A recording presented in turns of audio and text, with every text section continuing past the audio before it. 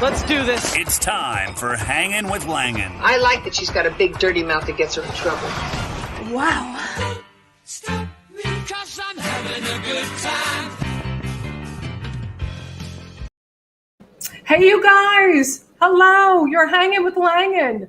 My friend, comic Cory Kahaney, is going to join me in just a minute.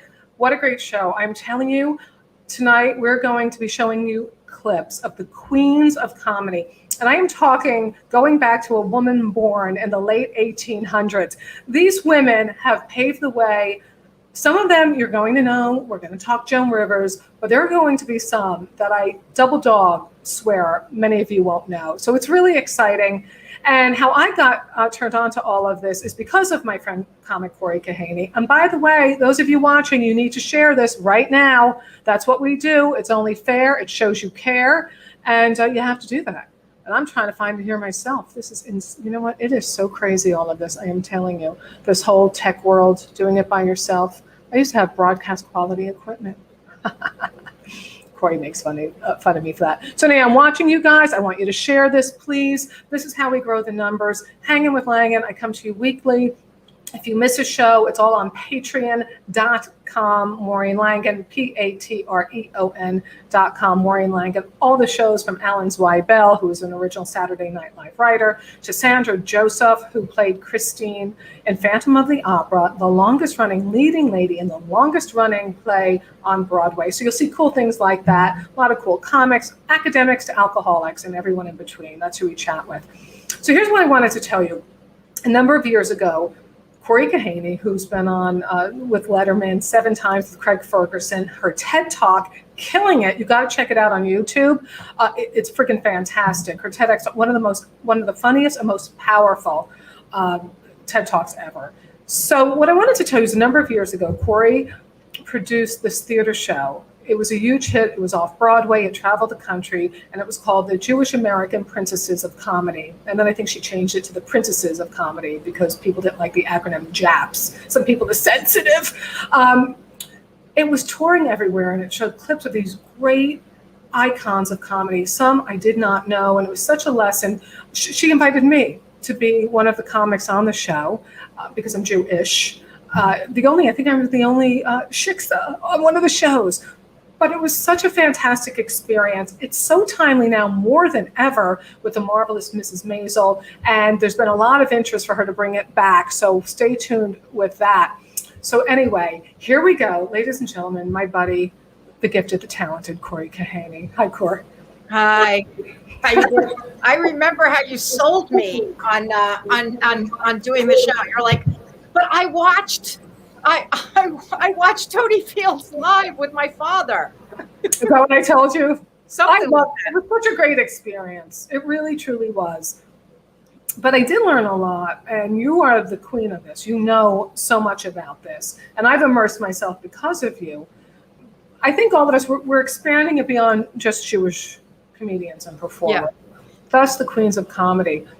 But I'm going to jump in. So yes. What happened was I was looking at the women that really paved the way. I was just interested, and much of this came out of becoming a friar, a New York City friar, and talking to all the old Jewish male comics. Yes. And they set me on a course to study some of these luminaries who I didn't know about, and the vast majority were Jewish. However, some of the biggest stars weren't. And that includes Moms Mabley, very much, a pioneer, a trailblazer for us. Of course, Phyllis Diller and Minnie Pearl. So those 3 women, all shiksas or non-Jews, as you would call it, and they deserved a place in the show, which is why the princesses didn't really make sense anymore. Well, it's the queens of comedy. I have a clip of Moms Mabley. She was born Loretta Mary Aiken in 1874, if I have my numbers correct. 1874. This is a Black woman doing comedy on the Chitlin circuit. It's mind-boggling. So here, let's check out a clip of Moms. But for the benefit of some of you children now that don't know Mom, that's the name, Mom. M-O-M frontwards, M-O-M backwards, upside down W-O-W. Wow.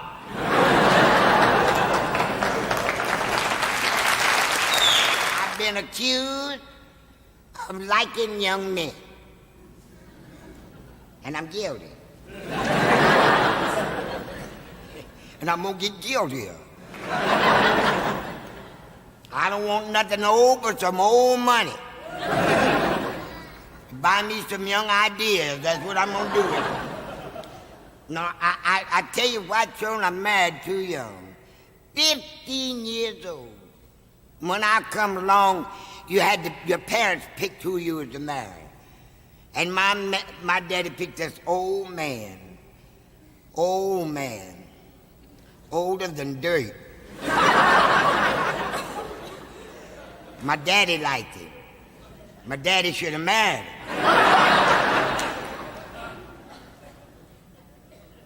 But thank goodness he's gone. He's dead. Thank goodness. I thought he never would die. Rat poison agreed with him. Oh, but he's gone. They say you mustn't say nothing about the dead unless you can say something good. He's dead. Good. That is Moms Mabley. So how do you think, Cory, that she paved the way? Like, because what's interesting is she does a bit about liking young guys, but she came out as a lesbian at some point in her life. Okay, well, you have to understand there was a lot of real sadness in that joke. I mean, when she said, my daddy picked out the man I was supposed to marry and he was old, there was no exaggeration. She really was in a situation where she was married to somebody way too old for her. And I think it scarred her a lot. But can you hear me? Are we synced? I can't. Yeah. We had a little glitch, but we're cool. So here's what's really fascinating about Moms Mabley. Yes, she worked the Chitlin circuit, and we'll explain what that is in a second. But what you don't know is she was making $10,000 a week in 1968. So, and this is a Black woman on stage just talking. So to me, that is an amazing, accomplishment. She was that popular that she was bringing in that kind of money. And, just watching that clip, you see, this was somebody who took their actual real life pain, put it on stage and made it funny. The guys weren't doing that yet. At that point, guys were still, take my wife, please. My mother-in-law, please. She took her real life pain, brought it onto the stage, and she made lemons out of lemonade out of lemons. And that's what's so amazing about Moms Mabley, Well, she was supposedly, I read, raped twice when she was very young. Her grandmother's the one who said, get out of here, like get out of Dodge. She put the kids up for adoption, go live your life. And I mean, it is mind-boggling. And I see little bits, not in the look, but a little bit in the attitude of Wanda Sykes. I see a bit of the attitude, But again, that's we watched women like that. For me, it was Joan Rivers. And that they kind of showed us how to be. And so it makes perfect sense that there's a little bit of Wanda, that Wanda's picked up a little bit of that for sure. One other thing about Moms Mabley that's interesting is she was so protective of Black comedians, not just females, but Black comedians. And white male comics used to come to the Apollo and they would sit in the back row way up in the nosebleed seats. And they came with pens and pads and they were stealing jokes. And Moms Mabley would go sit down next to them and she'd be like, get the hell out of here. You write your own jokes. I got to tell you, if you're watching this and the audio's fine, but if the video seems delayed, it's because we're having a severe thunderstorm in New York City right now. Yes. So I think it's affecting everything. But listen, we're flowing. Yeah, you're right. I think the point that she put her personal life on the stage was so ahead of its time. Another person that I was not familiar with until you brought it to my attention, Cor, is Belle Barth, born in 1911, Annabelle Salzman, the ninth child of a Manhattan merchant. And she was the queen of the adult albums.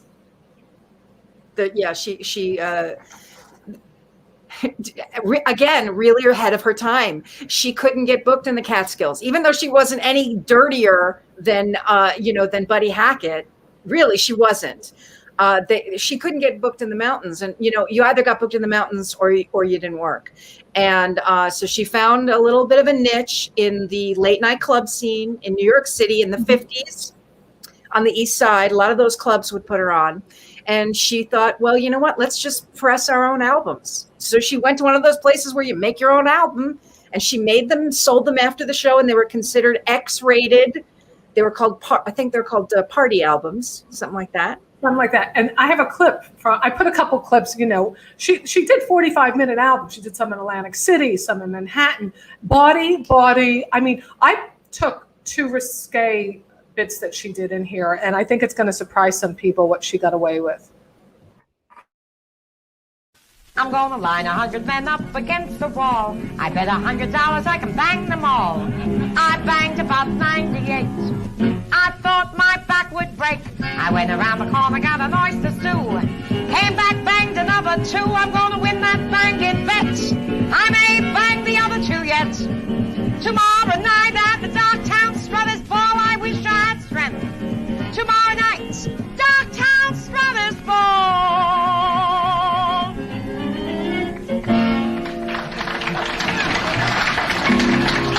Belle Barth, she says dirty words in a cute way and everybody digs it the most. Oh, things were really rough for us. We didn't dare to have premature babies. We had to shove the kid back for 2 months. Times have changed, though. Today they do not sing the Muzzle Tough song. The groom does not step on the glass. You know when they play ba-bum-ba-bum-bum? They don't do that anymore. It scares the bride, she has a miscarriage. I'm so surprised she did a miscarriage joke. Yeah, for sure. But don't, you saw the album said Midnight Show, and that was probably an exaggeration. Very often, Belle Barth didn't go on until 4 a.m. It was very common. First of all, New York was really a 24-hour town back then. I mean, if a guy took his gal out, they went to dinner, they went dancing, and then late at night they would go to a club like this. I mean, it was a 24-hour town back in those days.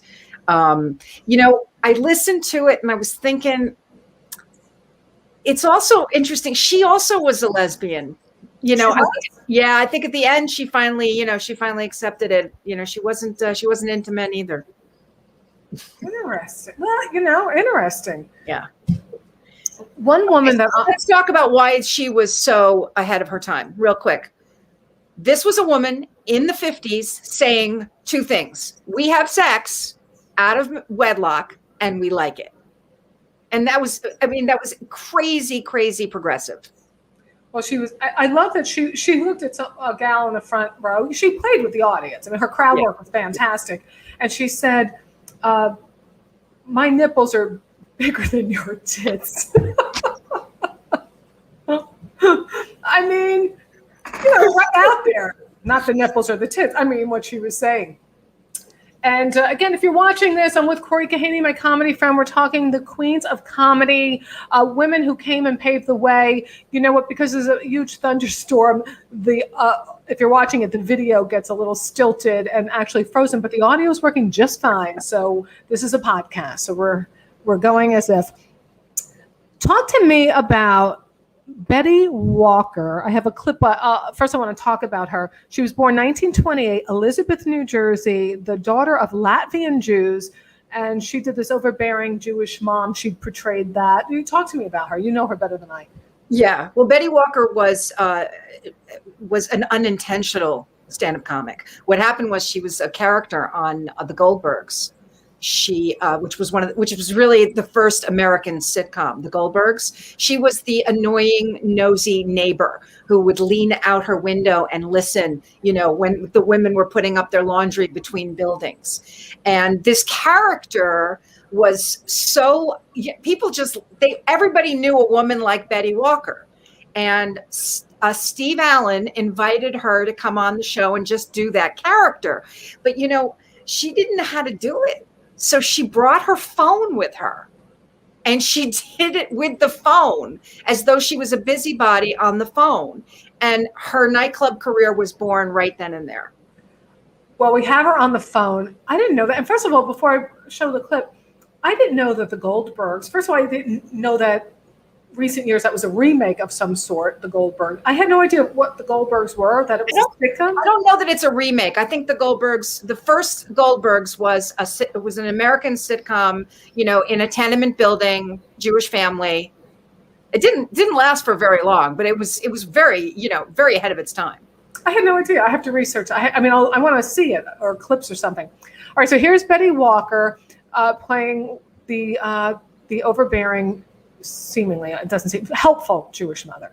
Don't worry, sweetheart, mother is here. First of all, I'll go to the supermarket and I'll pick up to eat. Then I'll take the subway to the Long Island Railroad and I'll take the train. Oh, Mama, Please, darling, it's only an hour and a half to the bus. And then I'll take the bus, and from where the bus stops, I'll walk the 14 blocks to your house. And for you, darling, I'll put the children to bed, and for you, I'll change the sheets, and I'll give them an aspirin so they shouldn't yell, and I'll clean up the house, and I'll cook something nice for the 20 ladies. They'll love it. Just don't worry, darling. Everything will be okay. Isn't that what a mother is for? She was so good at that. I'll walk the 400 blocks and I'll sweat and I'll die for you. Don't worry. What's to worry? All right, listen, I want to addendum to what I said before. So The Goldbergs was a comedy drama that was broadcast on American radio. It was a sitcom on radio from 1929 to 1946, and Betty Walker was the nosy neighbor. Then it was adapted for TV from 1949 to 1956. The Goldbergs. It really was like the first sitcom. We're talking the queens of comedy: Moms Mabley, Belle Barth, Betty Walker, with my buddy Cory Kahaney. You got to check out her TED Talk on YouTube. It's so killer. It's a TED Talk, Cory Kahaney on YouTube. And I also want to let people know, share this if you're watching it. If you have to buzz in and out, here's a good way for you to follow the show.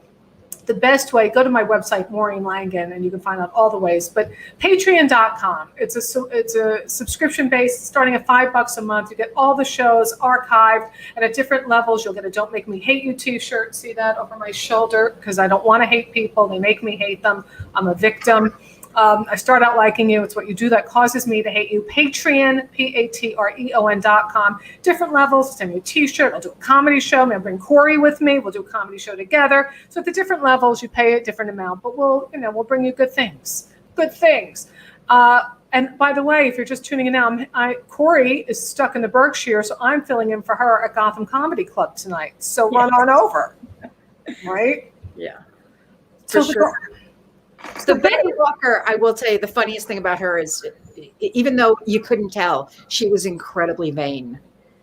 And yes, so her obituary when she died said that she was 58. And, the joke was she was survived by a son who was 64. I'm not sure. I don't know if that's exact wording, but she was very, very vain about her age. She didn't want anybody to know how old she really was. What I like about Betty was she had a strict policy about how she wrote her jokes. She would take New York City buses and just listen to conversations and write it down. Really? Yeah, that's how she wrote her act. I like walking around with people speaking so loudly in stores and answering them as if they're talking to me. I just like to answer them because I think they're talking to me. Right. I just find it just so interesting that these women were born like moms in 1874, like the early 1900s, and they were able to carve out a career for themselves. And these weren't these, respectfully, these like hot, like, let's put you on Comedy Central, Dance with Poles type. I mean, these were women of different ages. Though yeah. I do think I love, and I again did not know her until you turned me on to her, Jean Carroll. And I think, well, I want to play a clip of Jean Carroll, you guys. Jean Carroll, sophisticated, gorgeous, and I just elegant. Elegant. Here we go. And she's talking about her wedding night, her honeymoon, the first night. let me tell you something. I have a husband. I must tell you about my honeymoon with him because he is the sweetest guy. We had reserved a honeymoon suite in a very nice hotel. And right after the wedding, I went up and I got into it. You know, I went into my room, he was in his room, and I got into this negligee, beautiful chiffon. I wanted to look as pretty as I could possibly look. And I brushed my hair enough of mules on my feet, and I thought, well, you better get in that room tonight unless you want to annul the marriage. So I started back in, and when I saw him, I stopped dead. He never looked more virile, more masculine in his life. Handsome, his hair was slicked down, he had a pipe in his mouth, a maroon smoking jacket on, and bedroom slippers and white silk pajamas. Oh, he looked so nice, I hated to wake him.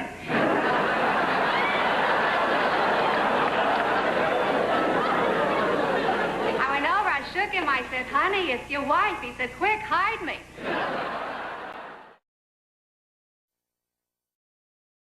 Yep.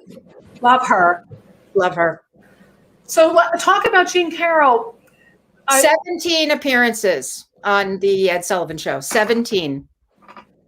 So here's what's interesting. Moms Mabley on Ed Sullivan, Jean Carroll, and of course, Joan Rivers.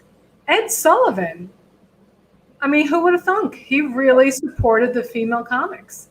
Except I think the clips you showed of Moms was of her on the Smothers Brothers. Oh, yeah. I'm not saying that was one on Ed. Yeah. But yeah, she was on this. I mean, it's really cool to hear that. What I like about Jean Carroll is she's so beautiful and so elegant. But you're the one who told me that you think some people think Joan Rivers, Miss Maisel is based on Joan Rivers, but you think it was Jean Carroll. No, I'm pretty sure it's a hybrid of Joan Rivers and Jean Carroll, for sure, because you know, just the. Yeah, I think I even read that somewhere, and I believe that, you know, the woman that developed the show, her father was an agent, or her father was involved somehow in that period of entertainment. So he knew these women. Well, Jean Carroll, again, where she was born? She was born 1911. 1911 was a very good year for comedians in France. But Cory, they had a roast for her at the Friars Club. She died in 2010. I mean, she was almost 100 years old. Yes, and I met her. I interviewed her. I was one of the highlights for me to meet her in person. You know, she never wanted to be a comedian. She wanted to be a dancer. Her mother was a dancer. Her father was a dancer. I think her father drank and was not a great guy to his mother, to her mother, and that's why she went out on the road to work. And it was a trial by fire situation. She was working on a variety show, and the comedian worked with a sidekick, and the sidekick quit, and they put her on, and she found out on the spot that she could improvise. And he was a drunk, and he was apparently very, very he was mean to her, but she could hold her own. Especially on stage, you know, she didn't have to worry about him doing anything. So not as a character, he was mean to her, like a real life human being. He was a buffoon, and he was drunk, and she had to improvise on the spot because he never stuck to the script. That was the story, and she was great at it. She could go with it. And then what happened was she met this other dancer on the road with her, and his name was Buddy. And Buddy had to go to he was drafted into the war. I believe it was the Korean War or something. And so she had to make a living. And during this very brief period, she started doing stand-up by herself. But Buddy was her sidekick for a while. Buddy Howe, right? The comedian Buddy Howe. And when he went off to war, she did stand-up alone. And when he came back, he saw what she was doing, and he knew she was much better without him, and he became her manager.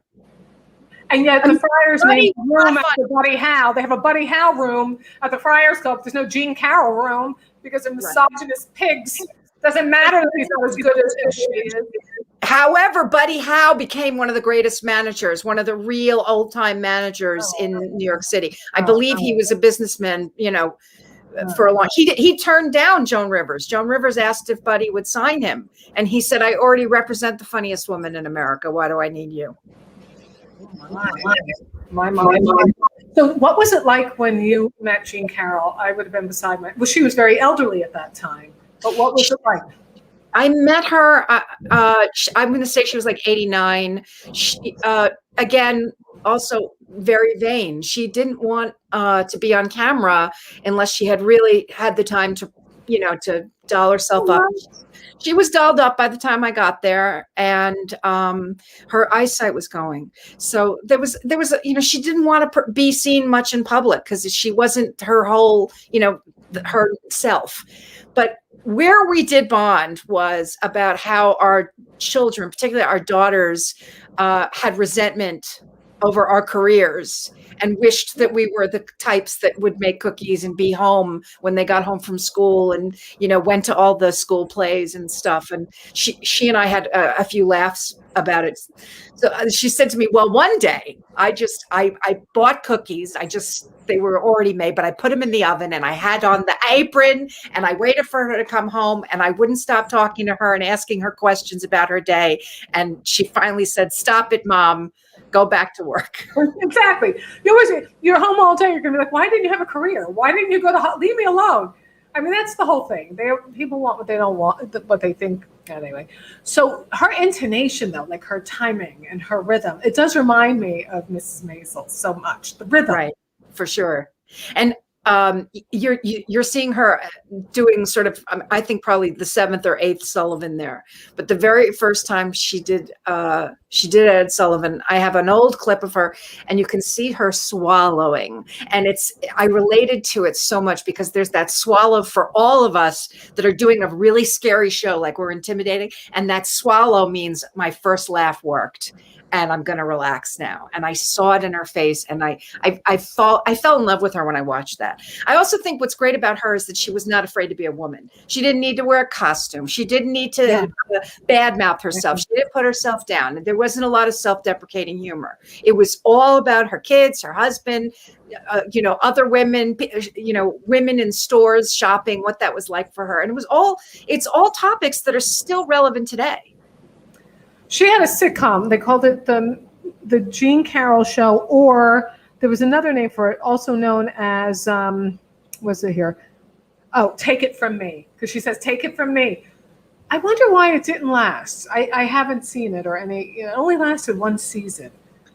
Well, the articles that I read said that America really wasn't ready to see a woman actually, make fun of her husband.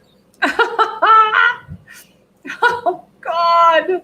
It was a little jarring to see a woman. I mean, when you think about it now, it's you and I did that Christian comedy thing for Dry Bar, right? The Mormon. And they said the audience doesn't like it if you are making too much fun of your spouse. Right. So right.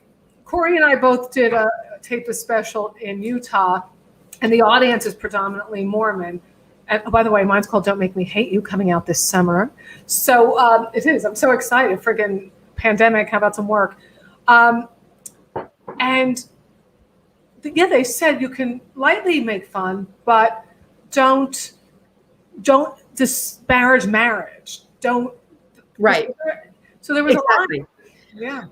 Yeah. But I also think that it's very evident if you are making fun of somebody that you love, that the love still comes through. I think, let's face it, there are male comedians who make fun of their wives and there's a real undertow of anger there. And that's what they wanted to stay away from. It took me a while to sort of grasp it, because when they said, don't make fun of your husband, I was like, well, there's my act. Poor Ken. I know. Yeah, I get what they were doing. And too, like, when even today on commercials, they always make the guy the doofus who doesn't know how to do laundry. I can see as a guy, you'd be like, all right, enough with the crazy stereotypes about that. Absolutely. So Charlotte just asked, what about Lucy? I don't consider Lucy a comedian. I consider her a comedic actress. No, but let's talk about Lucy. And if you really look at it, Lucy in the very beginning was much more self-deprecating, and Ricky made fun of Lucy. Lucy didn't make fun of Ricky. Even though Ricky was an immigrant and he had the accent, they found the way to deliver it to an American audience where they could swallow it. And Jean Carroll was more like Roseanne, and they weren't ready for that. It's interesting because today half the country would love Lucy making fun of her immigrant husband. They would welcome that.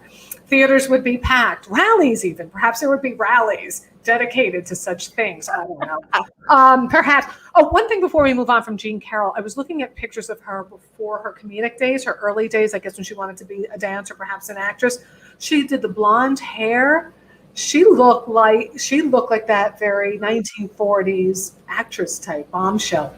So yeah, she was beautiful. You know what? My favorite little tidbit about her is that, Jerry Lewis said women aren't funny, but Jean Carroll did the Ed Sullivan Show for the very first time a month before Jerry Lewis. So it's just, little satisfaction there. A little bit, Jerry. Yeah. It was Jerry and Dean. I do like Dean a lot. I love Dean's voice. He has I love Dean Martin's voice. I love it. Before we get to our gal, Joan Rivers, there's a couple other people I want to talk about. You brought up wanting to talk about Minnie Pearl, and I have a clip of her. Minnie Pearl, surprisingly, well, let me show you the clip, then we'll talk about Minnie Pearl, who, by the way, was on Hee Haw for 120 years, from 1969 to 1991. Minnie?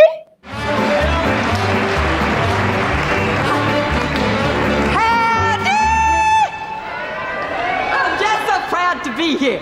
Well, sir, I'll tell you, I've had a wild time since I've been up here in New York. I'm telling you, I checked in a hotel over here and I had no more than checked in until I went down and I told the manager of the hotel, I said, you got to come up here and do something about this hotel. It ain't decent and I ain't going to stay here. He run up there to my room. He said, what's the matter? I said, well, there's a man right across that court and he's taking a shower and the shade's all the way to the top. And he looked over there and he said, well, I see a room with a shade to the top, but I don't see a man taking a shower. I said, you get up on that chest of drawers and look. And then I had no more than gotten out of the hotel until a man come up to me just now in the dark out there. He came up to me and he had a gun in his hand. He said, give me your money. I said, I haven't got no money. He frisked me up and down. He said, you haven't got any money, have you? I said, no, but if you'll do that again, I'll write you a check. I like that joke. I thought it was a good joke. The ending joke. Yeah. Well, it's sort of heartbreaking because she really wanted to be an actress. I really wanted to be an actress, and she could not get arrested as an actress. And what happened was there was a contest, I think it was at a fair, and she did this character, and people loved it. Loved this character. This is after years of trying to be an actress. Also, what you need to know about Minnie Pearl, she had a master's degree. I mean, she was super educated. She came from money. She came from breeding. And whatever she came, this character was not inbreeding. She came from breeding. Not real breeding. Yeah. Yeah. I mean, this character was so far from who she really was. And maybe that's why it worked. And what happened was she did this at a fair and people thought it was very funny. And it was like the doors opened for comedy. They didn't open for acting. And, that was the same way it was for me. I moved to New York to be an actress. The most I ever made was like a subway token.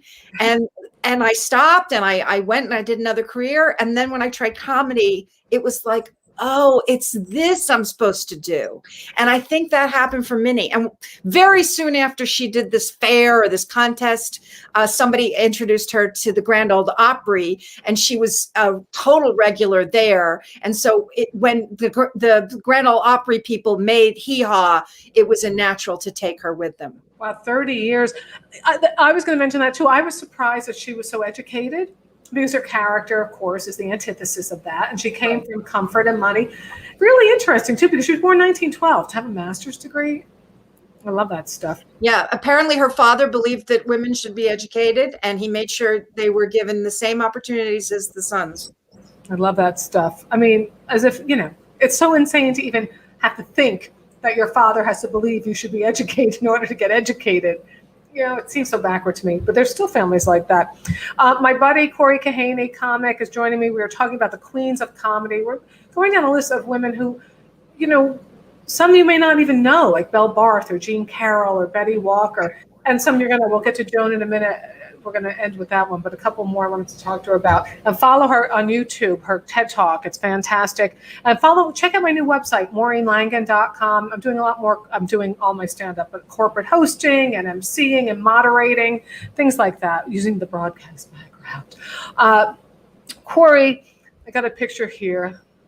2 other women I want to talk about. Let me get their pictures up because I prepared. I'm my own tech person, and that's what I do. I like this. She had one leg at one point in her life, but she was always funny. Toady Fields. I remember, poor thing had her leg amputated. That made me sad. That ain't right. But she used to walk into the audience. I don't know what happened after that. But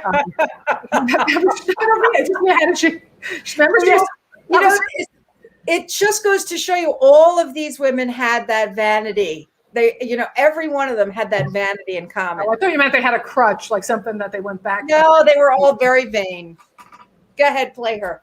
I can't. No, I'm just doing a picture for her. I don't have a clip of her. Oh, so here's why she's so incredible. She really was the first female comic to really do crowd work. I mean, she couldn't have had an act without crowd work. She would walk, even on Ed Sullivan, she would walk out into the audience and usually find like a very pretty woman and say, "It's a shame you let yourself go." I mean, she was so funny, and also did not want to be a comedian. She wanted to be a singer, and she was an okay singer. But apparently, she'd have these very slow nights in Boston and no one was there, or it was just a couple of drunk guys. And she would just start saying a few jokes.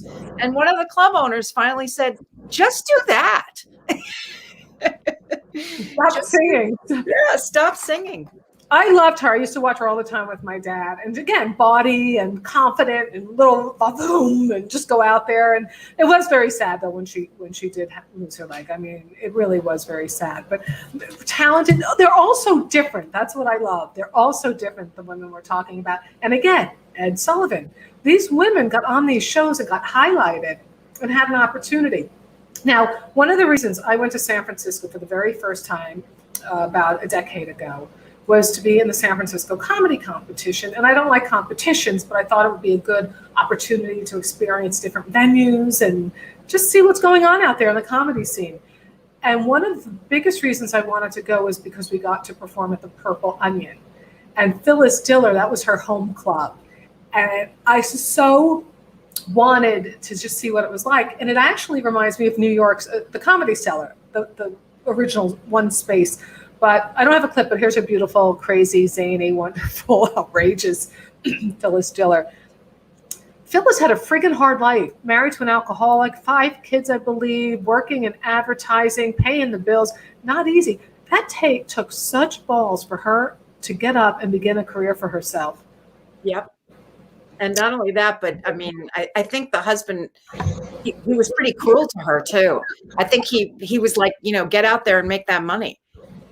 He was, it's amazing what she accomplished. And, it was Bob Hope who gave her break. I think Bob saw her at the Purple Onion and he brought her to LA and he put her on some high profile show, not on TV. And that was it. Her career finally took off. She's similar to you though, Maureen. She had a radio job for a long time. She was a radio personality. Did she have broadcast quality equipment? I'm sure she had broadcast quality equipment. Yes. Those were the days. I'm trying to think of a funny line. Well, let me tell you a story about her later years. Supposedly, allegedly, a comic friend of ours, you know her, and I'll tell you later. I got to get a behind the scenes Dish the Dirt. It's a 5-minute segment I got to do with you, Cory. We'll do it sometime. Where things that people have to subscribe to Patreon and get some real dirt. We'll do that sometime. Those are fun. I have a number of people who've done that. So she was a painter, I believe. She did art. And in her later years, this comedian friend of ours got an invite to visit her with some mutual friends. But the one caveat, I believe, is that you had to buy some of her art.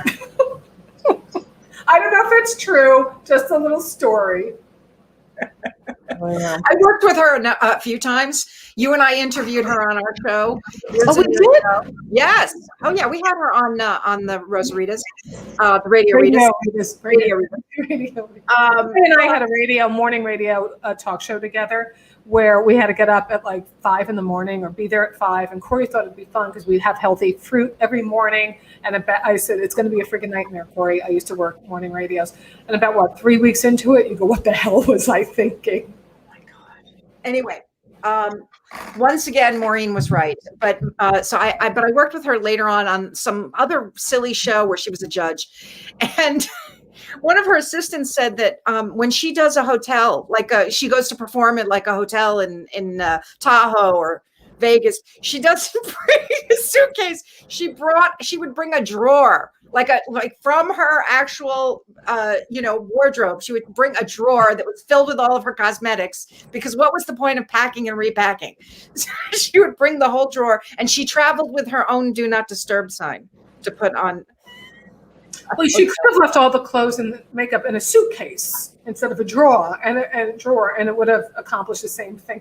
I love her so much. I love Phyllis Diller, and she inspired me so much. Not the zaniness, but I love when people thrive despite the obstacles in their lives. That just touches me so much. Because when you think of Phyllis, is you think of that smile, and the smile never went away.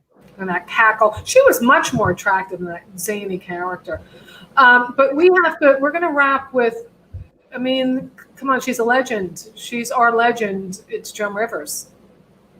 What are you going to play? Well, what I want to do, I want to set this up.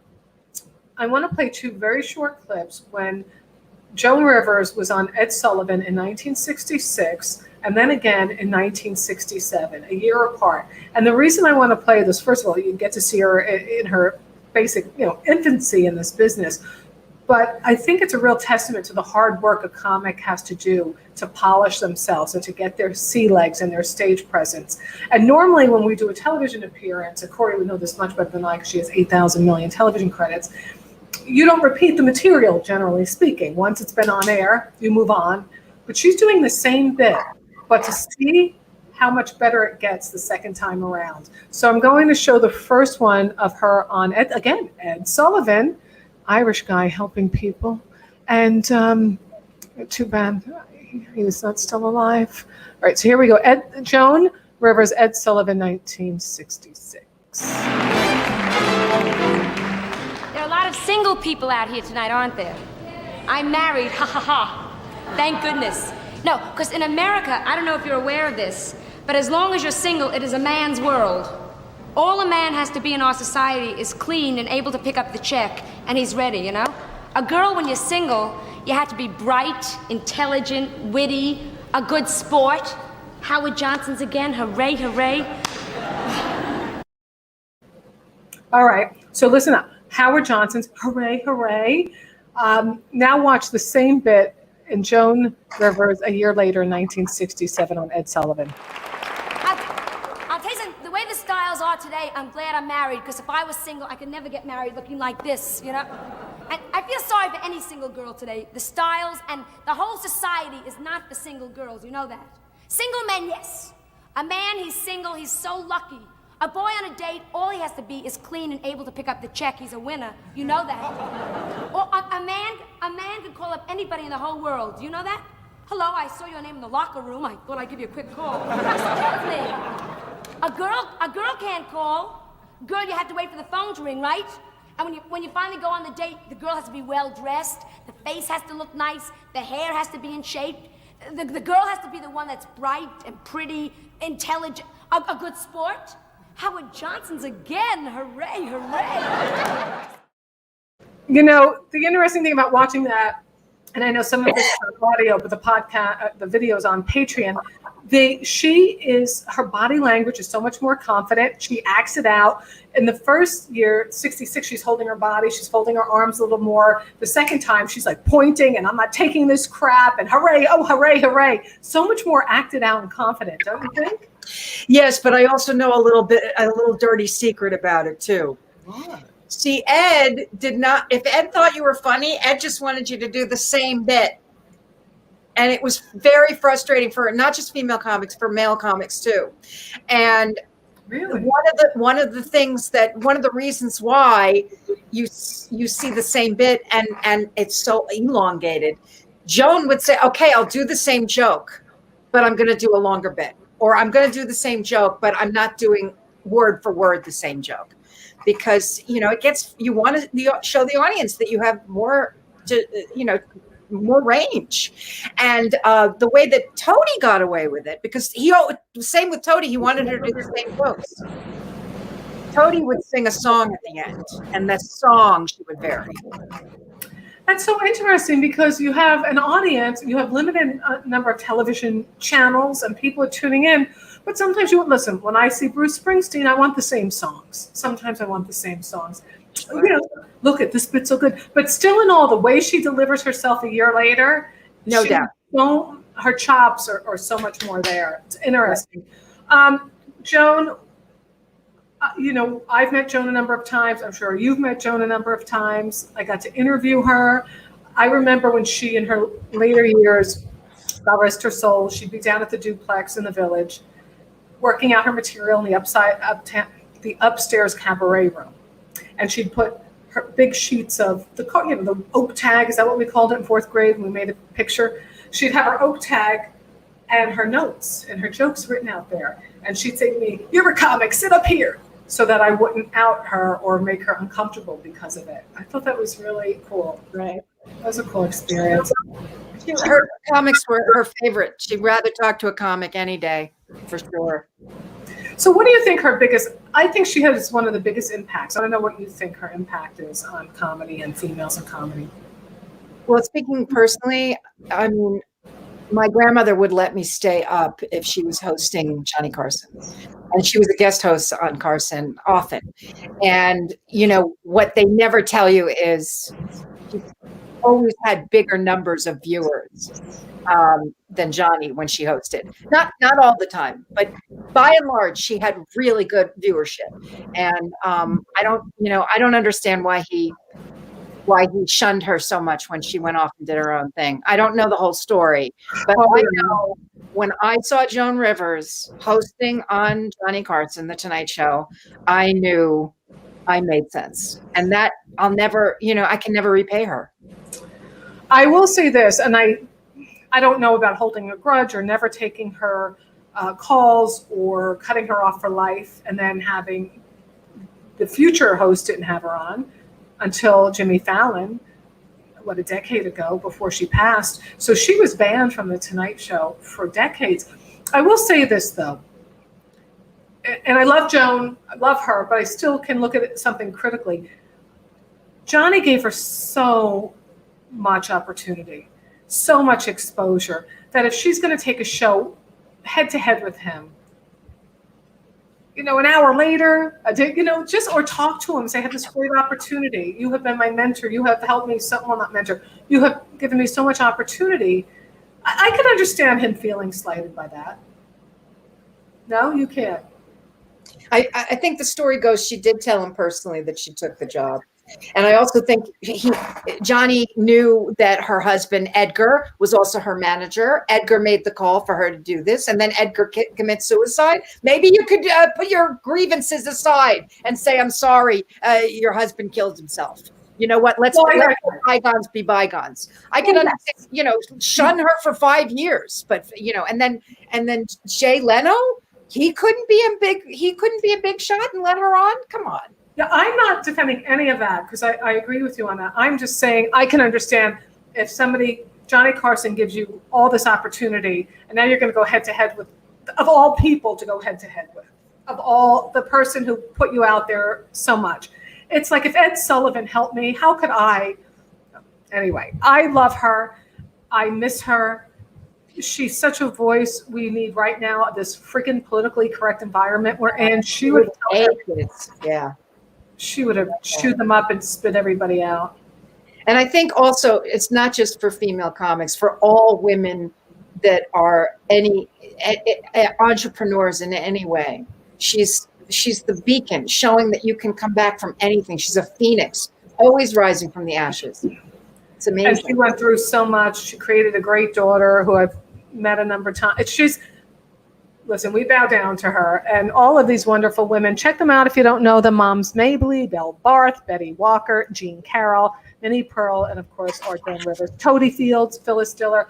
And you got to check out my friend Cory Kahaney, her website, CoryKahaney.com. But go to her YouTube channel. You're going to be blown away. Your TED Talk is so good. Thank you. So is yours. Maureen's is amazing too. Yeah, it's at Maureen Langen, my new website that I've worked months on with the Small Business Association. I'm exhausted. Please check it out. And Bob Johnson, also Bitten by a Zebra. So I just want people to know, Cory, I'm going to put you in the back room and then say goodbye to you, darling. Or I'll say goodbye to you now. You did this for me. I love you. You're such a gem. And I'm going to head down to take her spot at Gotham Comedy Club. I'm running out of here because she's stuck in the Berkshire. So thank you for that, my darling. My pleasure. Maureen, keep going with your broadcast quality equipment. Bye, you darling. And you guys, please support the show. I keep these shows coming for you. I have wonderful guests, pardon me, like Cory Kahaney, Alan Zweibel, Broadway stars like Sandra Joseph, Jim David, what a friggin' hysterical comedian. And you can go to patreon.com and beginning at $5 a month at the Carol Burnett level, you'll get access to all the video. At $10, you'll get video plus backstage little extra videos I put up there.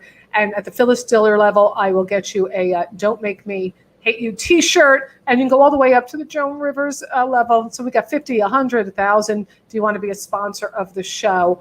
That is up to you.